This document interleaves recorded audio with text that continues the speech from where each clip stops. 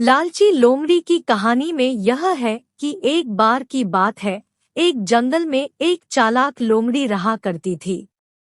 गर्मियों के दिन थे और वह भूख से परेशान होकर जंगल में भटक रही थी। बहुत देर जंगल में भटकने के बाद लोमड़ी को एक खरगोश मिला। लेकिन खरगोश मिलने के बाद लोमड़ी ने खरगोश को खाने की बजाय उसे छोड़ दिया, क्योंकि वह इतना छोटा था कि उसे खाने से लोमड़ी का पेट कहाँ भरने वाला था। इसके बाद लोमड़ी आगे बढ़ी, फिर से जंगल में भटकने लगी।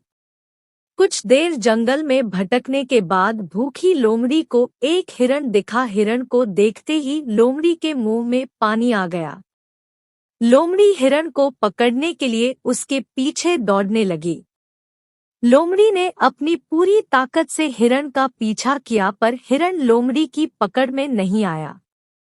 अब लोमड़ी खाने की तलाश में बहुत ही थक चुकी थी।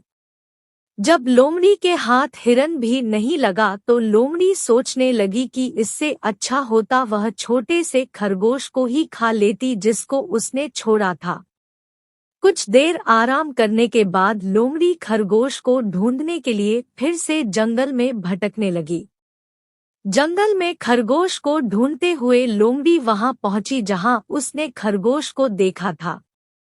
लेकिन लोमड़ी को वहां खरगोश नहीं दिखा।